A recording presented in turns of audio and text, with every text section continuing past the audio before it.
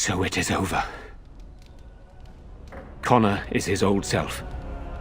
He does not seem to remember anything, which is a blessing. I suppose we will need to send him to the Circle of Magi's tower for training, once the war is over. It's so odd to think of the boy as a mage, of all things. Eamonn has much to mourn and rebuild should he recover. But at least he can be thankful that both his son and wife are safe. I owe you my deepest thanks. I can scarcely believe Connor is the boy he once was. There is still the matter of Jowan. His poisoning Eamonn began this whole mess, yet he lives. I must decide what becomes of him. We will hold him for Eamonn to decide his fate. If he doesn't recover, Jowan's fate is sealed. What do you think?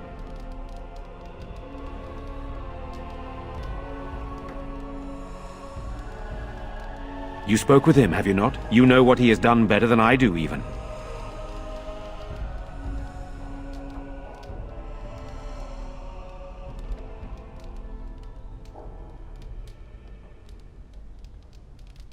I would not trust him, but I would not presume to tell my brother what to do.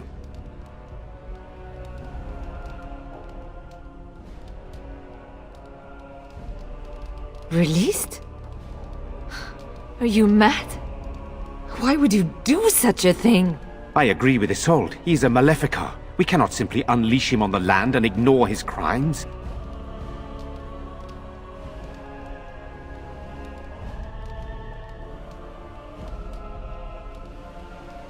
Very well. I shall have the mage imprisoned again for now. But our task is not done yet. Whatever the demon did to my brother, it seems to have spared his life, but he remains comatose. We cannot wake him. The urn. The urn of sacred ashes will save Eamonn.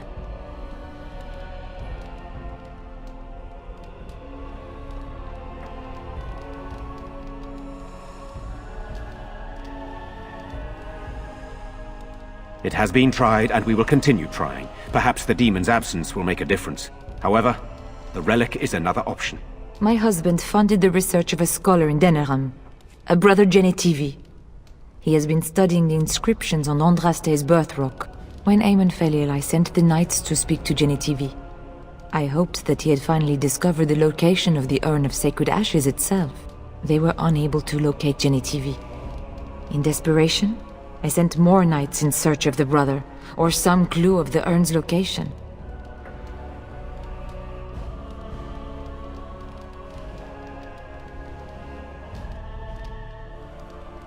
I must organize Eamonn's knights as they return, draft new soldiers, and prepare the army to fight.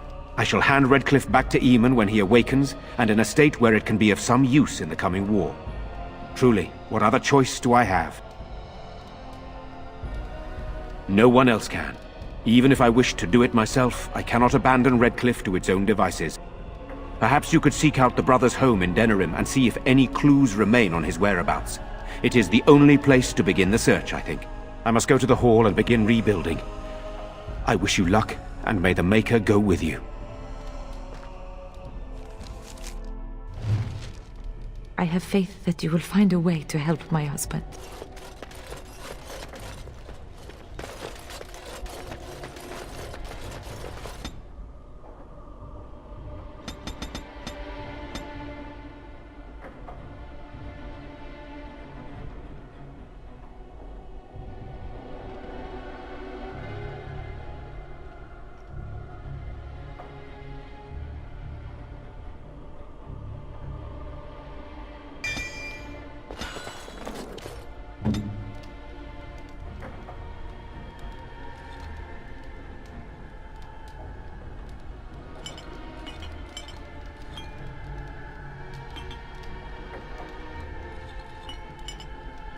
Immediately.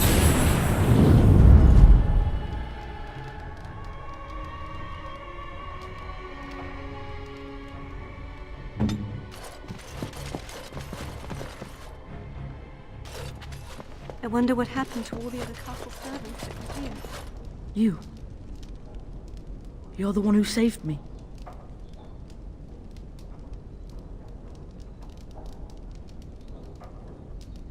Then, I guess I owe her thanks. Father always said to remember to thank people who do nice things for you. I hope Father gets better soon. He will, won't he? I tried to help Father. I remember that much. Mother was so sad. So, tell me, how did you become a Grey Warden?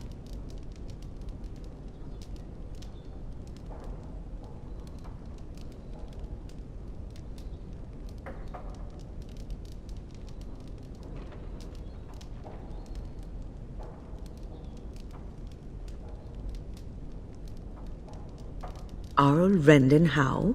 The Earl of Amaranthine? Why would he do such a thing to you?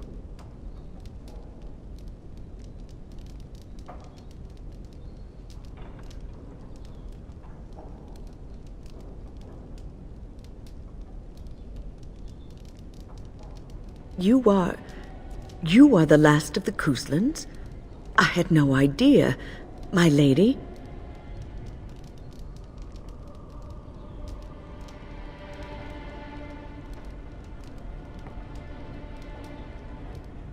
Yes, I suppose so. You can no longer have a title, can you? But that does not mean you must forget utterly where you came from. Take heart, dear friend. You survived, even when you were not expected to. We do not know yet what lies in store for you, or the name you carry. It is not so bad, is it, being a Grey Warden?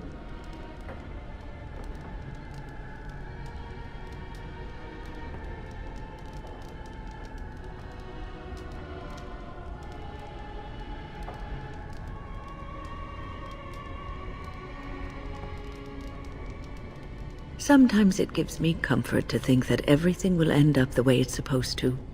That it will be all right. You were chosen. You survived the joining when others did not. Perhaps it was meant to be. I must ask, what does being a Grey Warden mean to you?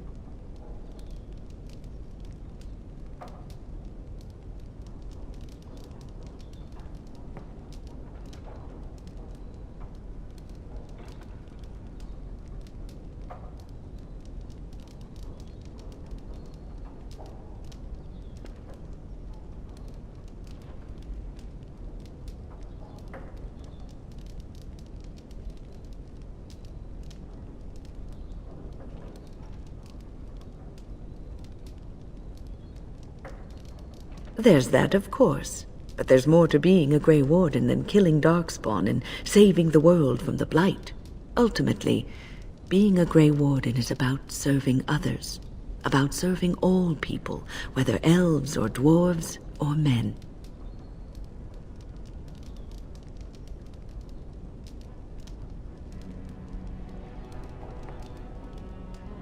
As a Grey Warden, you are a guardian of men. And you guard them because their continued existence is more important than you are. Thus it is you who serves, not they.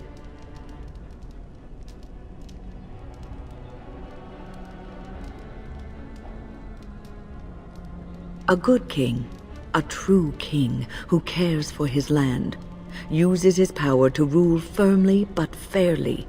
He serves his people first and foremost. The king who does not do this, who believes that he is entitled to his power, who abuses it and uses it for his own means, is a tyrant.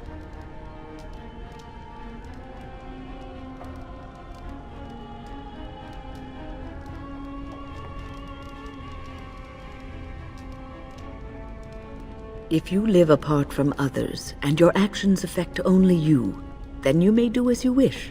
But if you have power, influence, and strength, your every action will be as a drop of water in a clear, still pond. The drop causes ripples, and ripples spread. Think of how far they will go, how wide they will become, how will they affect the pond. But I've lectured enough for today. I should stop before I wear out my welcome. Is there something you need?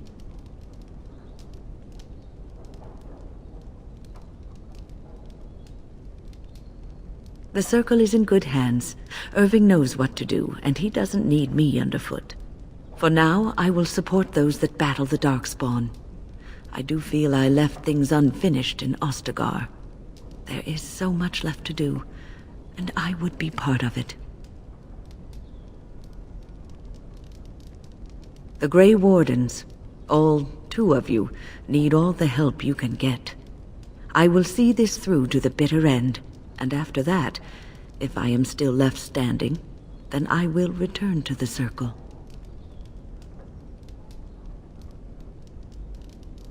No, of course I don't. I'm old and unsure of what I'm doing. Actually, I'd rather be in a warm chair in the sun, being served pudding or some other easily digestible food. I know. I was just teasing.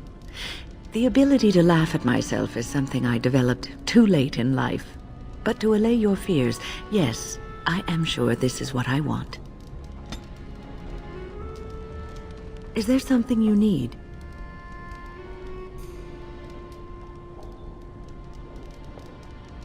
I will answer to the best of my ability.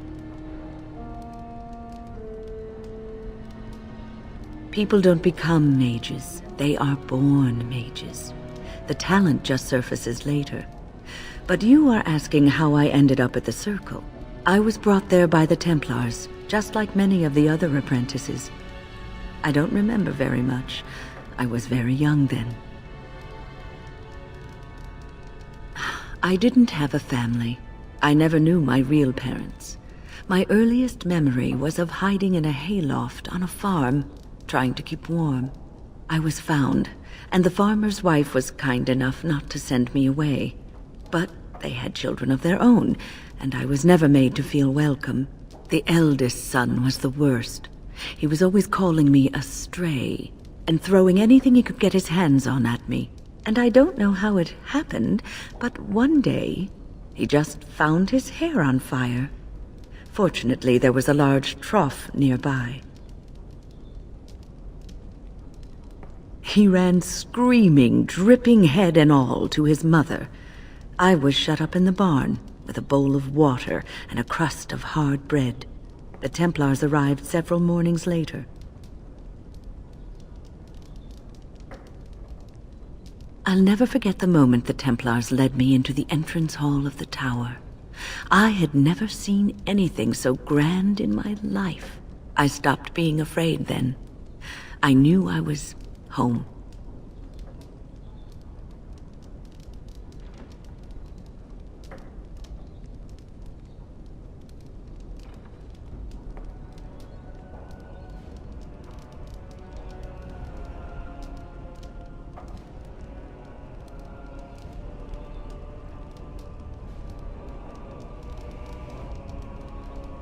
Well, that's about all there is to my tale. That's how I came to the Circle.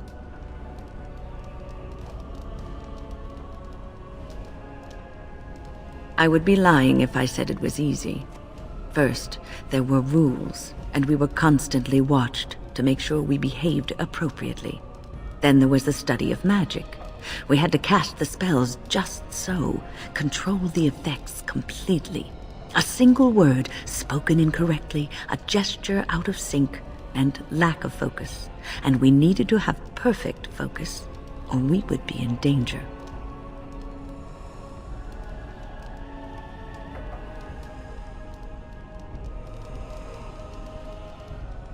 From Fade spirits. If we were careless, they would enter our minds, and we would become abominations. Without the Circle and my mentors, I would not have been where I am today. And there was joy in life at the Circle. The joys of fellowship, in knowing that you were not alone in your struggles. In spite of everything, I was happy in the tower, and I loved it.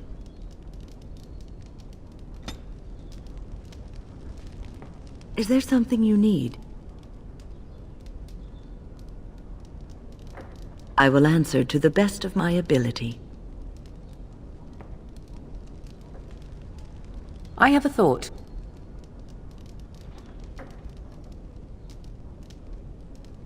We have an opportunity that I believe we should take advantage of. To the point.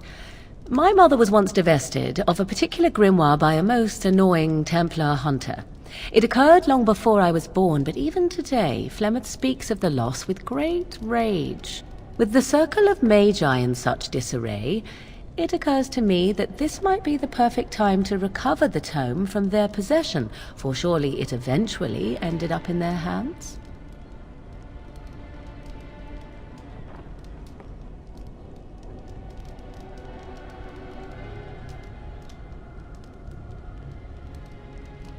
Flemeth is a sorceress of legend, is she not? And her grimoire would be more than a mere curiosity to mages that daren't even glance towards the places my mother has walked for eons. No doubt 'tis considered something dangerous, perhaps best locked away somewhere dark, yes? And if not, then at least I know it does not exist. But there is no harm in looking, surely? 'Tis a book of spells, of the sort that Flemeth has dabbled with throughout her long life. 'Tis not the sort of thing that would benefit a mage of the standard variety. They were taught a different path. I, however, was taught by my mother. I know a way around the wards my mother would have placed on such a tome. I know the language that she would have written it in. I would find such a tome most useful. Useful in the way that it might increase my power. Useful in the way that I would become more useful to you. Does that not follow?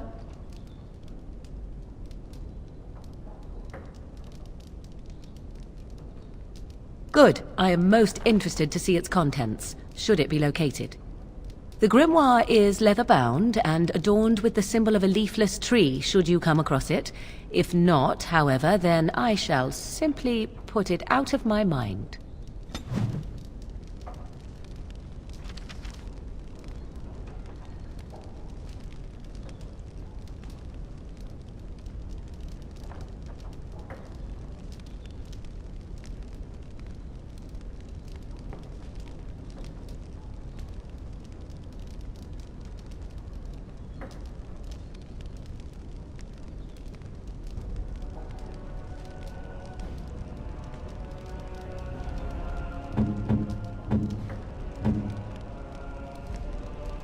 What? You found Flemeth's grimoire? When I spoke of it to you, I did not truly hope... This is a most fortuitous event. You have my thanks. I will begin study of the tome immediately.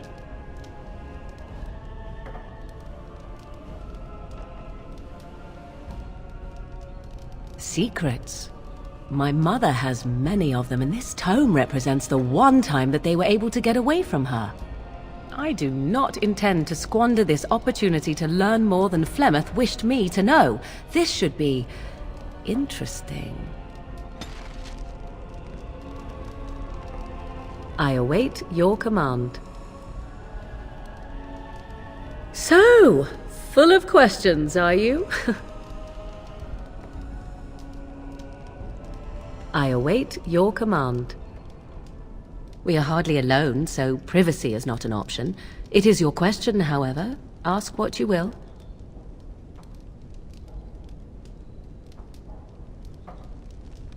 At your service.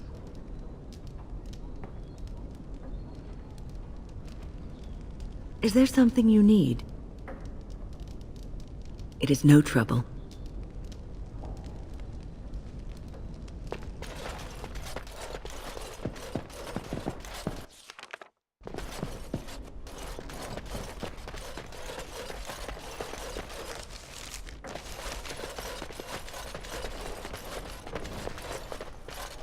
May God bless you, Grey Warden.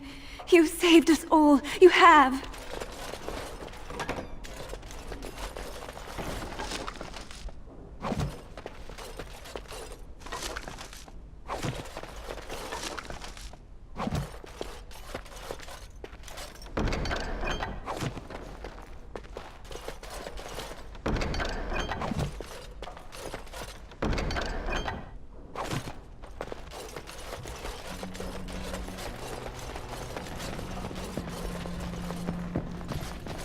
I hear you saved the Earl's son. That's got to count for something.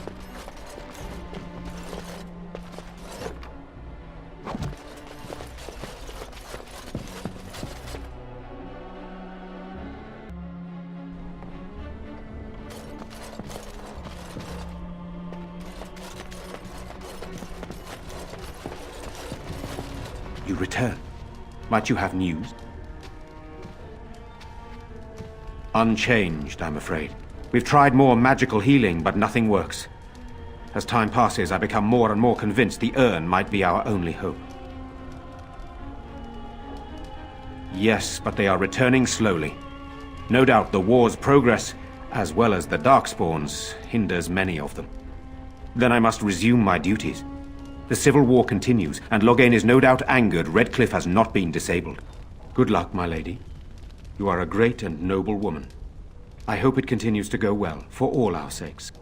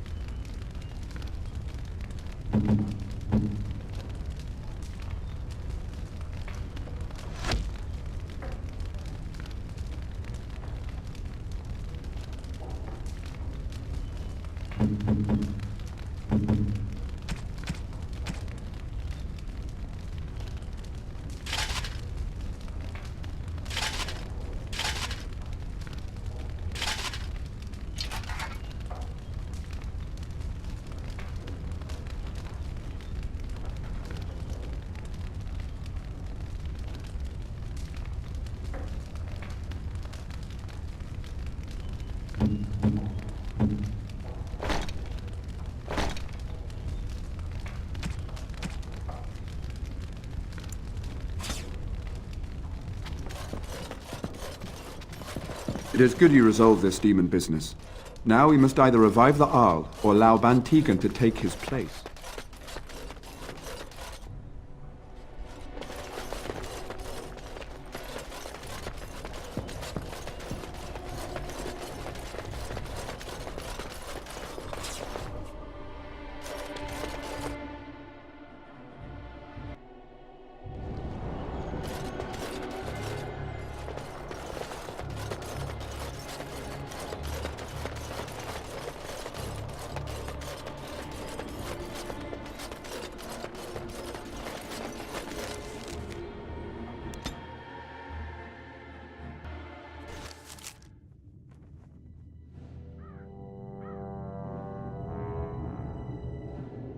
Sire, I have more news.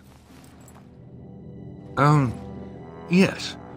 Well, it seems that the fighting has gone Enough. exactly as you... I would like to know what you intend to accomplish, Father. Should we not be fighting the Darkspawn instead of each other? The nobility should be brought into line and then the Darkspawn defeated. This is no true blight, Honora.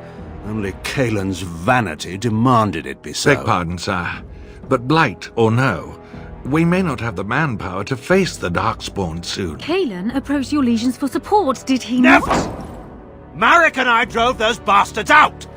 We'll not roll out the welcome for them now! We need help, Father. We cannot deal with this crisis alone. Ferelden will stand on its own!